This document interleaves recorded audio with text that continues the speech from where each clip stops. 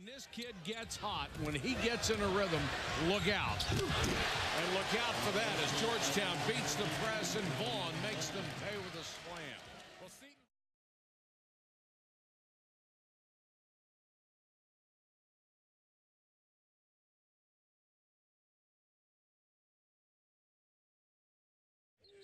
Both teams exercise a little patience when they get into the half court.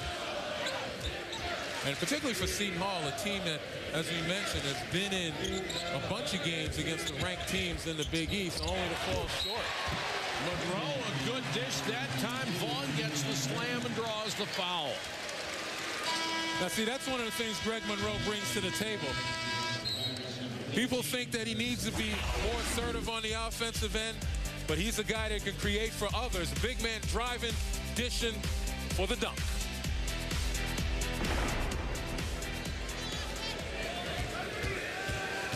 Julian Vaughn, the transfer from Florida State, at the line. And missed the free throw. Rebound to Mitchell. Yeah, we talk about Julian Vaughn being an important cog in this Hoyas attack. Rebounds it pretty well. He's become a better offensive threat. It's just the free throws that have been his weakness. 1 point it might be making a stop or two. The other may be missing a couple of free throws in a critical time or executing a play. That's nice move by Vaughn. Used his body to get space and then took advantage of it. 16-7. But carrying guns around in the street, a whole different story. Vaughn cuts to the basket and draws the foul. Bobby Gonzalez seeing his team cut into this deficit. They've gotten back to within 11. But you talk about John Garcia. He's a veteran inside player, 5th-year senior. You know, down low. Pass out of the double teams, really get the ball moving. Vaughn's another one of those guys that just has so much trouble with free throws. He's under hedge by Greg Monroe, forcing the ball handler wide. Robinson had the shot blocked. Vaughn got a piece of it.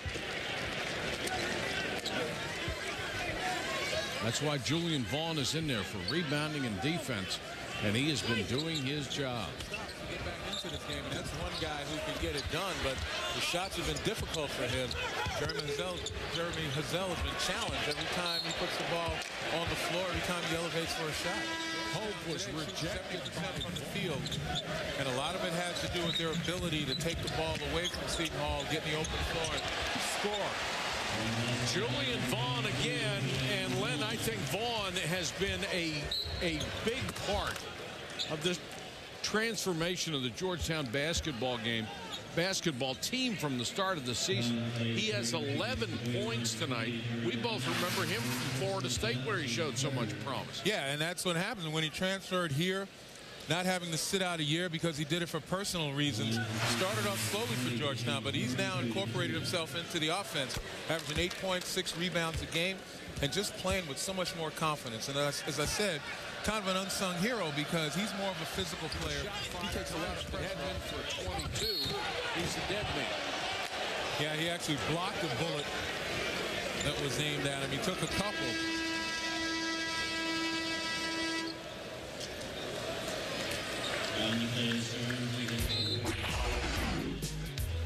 Georgetown's defense has been terrific. The passing getting even better, and it's 53-36. The 11th ranked Hoyas on a roll. They lack the defense in long stretches where they just didn't stop.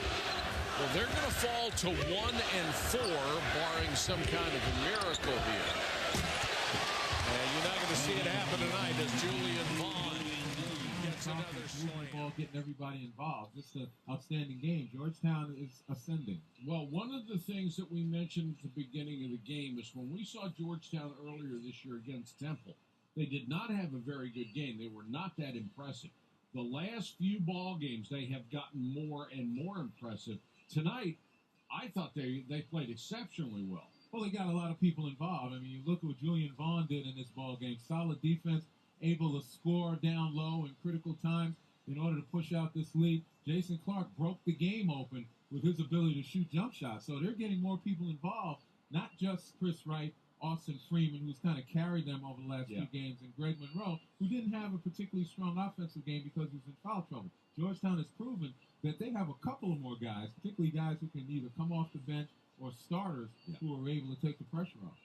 Georgetown 4-1 in the Number 11, Georgetown, played host to his Seton Hall squad that had dropped 13 straight on the road against top 25 teams, and Austin Freeman going to work in the first half. He had 16 points on the night. Just over 2 minutes to go before the break when Keon Lawrence loses it, and Greg Monroe on the other end makes it a 14-point Georgetown lead. We move on to the second half. The Hoyas in control and dominating. Chris Wright, after Jason Clark comes up with a steal, Wright with a team-high 21 points, 56-38 later on in the half. 4.5 to go in the game.